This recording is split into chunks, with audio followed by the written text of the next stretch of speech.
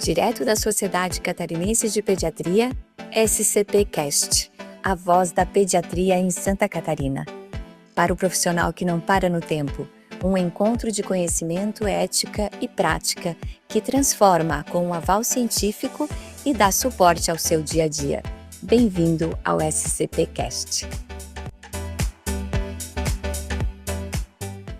Olá, meu nome é Eduardo Piacentini Filho, eu sou pneumologista pediátrico, atuo no Hospital Infantil Joana de Guzmão e atualmente presido o Departamento Científico de Pneumologia da Sociedade Catarinense de Pediatria. Hoje vamos conversar sobre asma.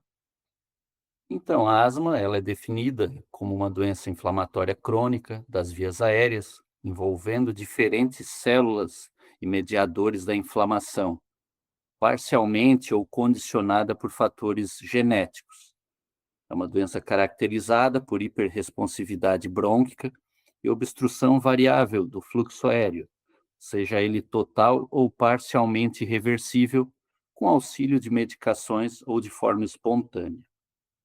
O objetivo do manejo é alcançar e manter o controle dos sintomas da doença e prevenir riscos futuros, especialmente exacerbações, que podem colocar em risco a vida do paciente e representar um ônus para a sociedade. Antes de mergulhar no tratamento deste oceano chamado asma, vamos molhar as canelas em algumas informações importantes. Está impregnado no imaginário popular o uso do salbutamol como tratamento para asma. Infelizmente, muitos profissionais de saúde adotam este equivocado conceito. No passado, esta tática, por uma série de circunstâncias, ganhou corpo. Esta página ela precisa ser virada, o quanto antes. O uso isolado e frequente de broncodilatador como o salbutamol, de curta duração, não é recomendado como estratégia principal, pois ele não trata a inflamação das vias aéreas e está associado a maior risco de exacerbações. Sobre dispositivos, técnica e espaçadores. Independente se a opção foi pelo spray, discos, turbohaler, o elipta ou pelas cápsulas, o dispositivo deve ser escolhido conforme a idade e o entendimento do responsável e também da criança. De preferência, a escolha deve ser feita em parceria com o paciente e ou familiar. A técnica de uso dos dispositivos e dos espaçadores deve ser checada em cada oportunidade. O paciente deve fazer a demonstração de como faz a medicação, nós devemos anotar os erros e fazer uma demonstração da técnica adequada. Como alternativa, um vídeo com a técnica pode ser utilizado nesse momento da avaliação. Passo a passo a técnica. Agite o frasco antes de oferecer cada dose do medicamento. Repito, antes de oferecer cada dose do medicamento. Faça apenas uma dose, um jato que seja, da medicação de cada vez. A máscara deve estar bem ajustada ao rosto da criança, cobrindo a boca e o nariz. A criança deve fazer entre 5 a 6 respirações por jato ou por dose oferecida. Quanto aos espaçadores, devemos avaliar a integridade da câmara, da máscara e das válvulas. Devemos fazer a orientação da limpeza do espaçador, uma vez que o acúmulo das medicações gera carga eletrostática. Após essas considerações, seguimos para o tratamento. Em menores de 5 anos, naquele primeiro step, que é onde ocorrem sintomas leves, existem evidências insuficientes para indicar o uso diário de profilaxia. Por outro lado, num segundo step, o corticoide inalatório em doses baixas é a recomendação. No passo 3, ou step 3, devemos dobrar a dose da medicação. Caso haja persistência dos sintomas, devemos considerar a avaliação pelo especialista. E cada mudança de passo, devemos fazer uma coisa. É asma, devemos questionar o diagnóstico e pensar em outras possibilidades. Nas crianças entre 6 a 11 anos, Step 1, de acordo com o GINA versão 2025, a recomendação era baixas doses de corticoide inalatório. Para a versão 2026 houve uma mudança. Só lembrando, STEP 1, aquele paciente com sintomas leves, que ocorrem menos de 2 vezes por semana, é um paciente que não apresenta sintomas no decorrer da noite, a função pulmonar deste paciente é normal ou com discretas alterações. Já cabe a indicação de corticoide inalatório associado ao formoterol, de acordo com a demanda ou a necessidade do paciente. Passamos ao STEP 2, que é aquele momento em que os sintomas ocorrem 3 a 4 vezes por semana. A recomendação é o uso de corticoide inalatório em doses baixas. O passo seguinte, o STEP 3, onde o paciente apresenta sintomas na maioria dos dias, sintomas à noite, tem uma espirometria com redução da função, temos 2 caminhos: corticoide inalatório em doses médias ou a combinação de corticoide inalatório com LABA em baixas doses. Nesta última situação, caso o medicamento utilizado seja a combinação corticoide inalatório com formoterol, o paciente pode fazer doses extras do medicamento nas exacerbações leves. A partir dos 12 anos, STEP 1 e 2, que são os pacientes com sintomas leves, que ocorrem em menos de 3 a 5 dias ao longo da semana, não apresentam sintomas noturnos, apresentam também função pulmonar normal ou com discreta redução. A primeira opção, corticoide inalatório mais formoterol, conforme a necessidade do paciente, ou sob demanda, como você preferir.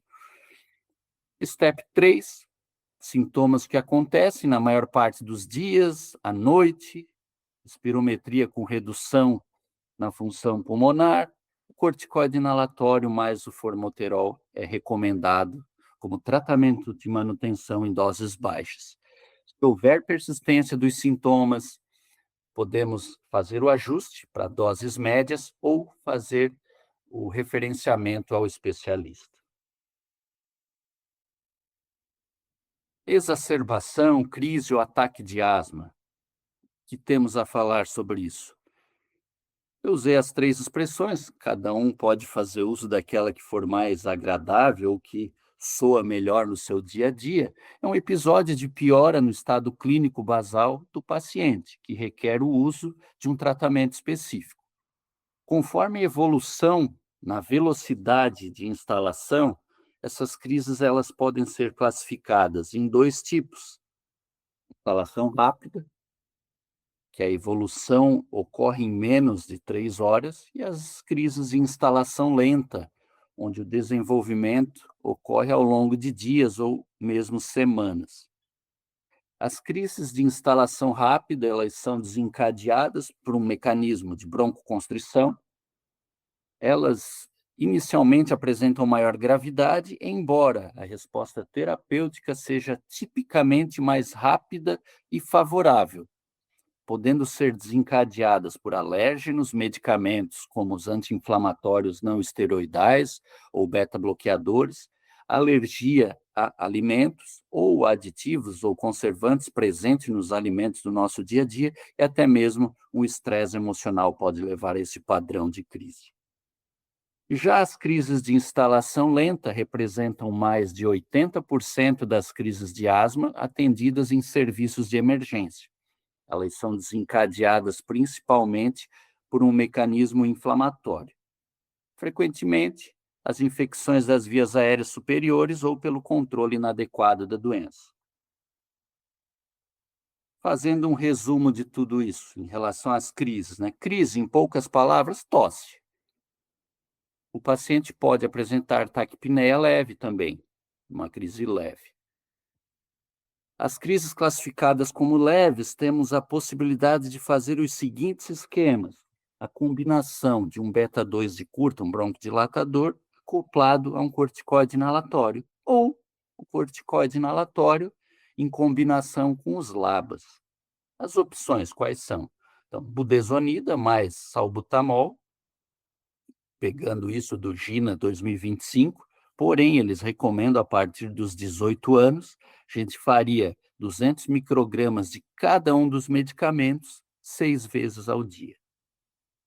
Uma outra opção, de salbutamol com corticoide inalatório é a combinação beclometasona-salbutamol, essa combinação extraída do protocolo canadense de 2021, onde fazemos uso de 100 microgramas da beclometasona e 200 microgramas do salbutamol.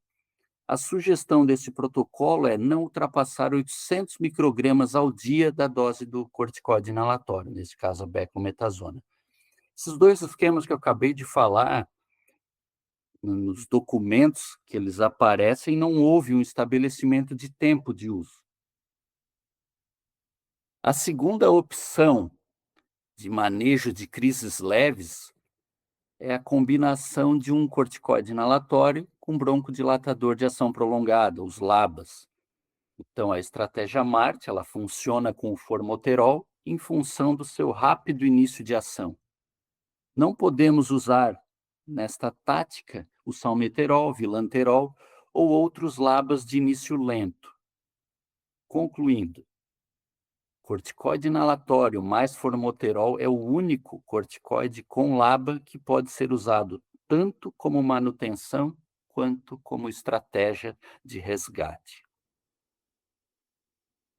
A partir do momento que o paciente apresenta o uso de musculatura acessória, é uma exacerbação moderada, ou se houver o registro de desaturação, é uma exacerbação grave. Nessas duas situações, o esquema é outro, seguimos aquele bom e velho mantra: broncodilatador, brometo de ipratrópico, corticoide oral, ou EV, conforme a condição do paciente, e oxigenoterapia. Mas este não é o foco do nosso encontro.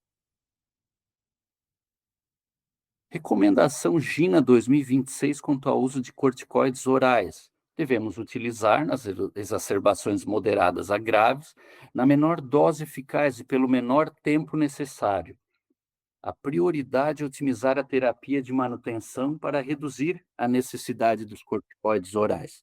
Fazendo um apanhado de vários documentos sobre asma, segue a dose sugerida entre 1 a 2 miligramas quilo por dia, com uso de 3 a 5 dias, dose máxima 40 miligramas por dia. Alguns protocolos citam como dose máxima 50 miligramas dia. O que diz a GINA 2026 quanto à oxigenoterapia? Não se recomenda oxigênio suplementar se a saturação estiver maior ou igual a 92%. Se o oxigênio for indicado, o alvo deve ser mantido estritamente entre 92% e 95% para crianças de 6 a 11 anos, adolescentes e os adultos. O pós-crise, quais são as sugestões dos mais variados protocolos sobre asma? Educação. A educação de crianças com asma é mais eficaz quando acompanhada por planos de ação escritos e personalizados, que abordem tanto o tratamento de manutenção quanto uma estratégia para manejo das exacerbações. E, claro, todos os planos devem ser revisados periodicamente, a cada consulta de segmento. Um resumo do manejo, um resumo da ópera quanto ao tratamento de manutenção. Em crianças menores de 5 anos, corticoide inalatório em doses baixas, não havendo resposta, a gente faz o ajuste, dobramos a dose de corticoide inalatório. Caso exista a persistência dos sintomas, recomenda-se avaliação pelo especialista. E cabe repetir, toda vez que subimos o degrau, fazemos a seguinte reflexão: é asma? O que mais eu preciso investigar? Etapas do tratamento em crianças maiores de 6 anos. Step 1, que são aquelas crianças com sintomas infrequentes, que podemos considerar os esquemas conforme demanda, da combinação corticoide inalatório mais um LABA. No Step 2, corticoide inalatório em dose baixa, todos os dias. Step 3, 2 caminhos. Podemos fazer o aumento da dose do corticoide inalatório ou agregar um LABA ao esquema de corticoide inalatório. A partir do Step 4, ou mesmo já no Step 3, conforme a necessidade de cada paciente, encaminhamos ao especialista para avaliar terapias adicionais, como os imunobiológicos. Como mensagem final, revisar técnica, sempre. Revisar técnica, revisar todos os dispositivos utilizados pelo paciente. E falando em dispositivos, em especial a bombinha, eles devem ser descartados em lugares adequados, uma vez que o propelente contamina tanto a água quanto o solo. Além disso, o plástico leva muito tempo para se decompor no ambiente. As unidades de saúde, as farmácias, elas fazem a coleta desses frascos para um descarte adequado. Tenha uma boa semana e até a próxima.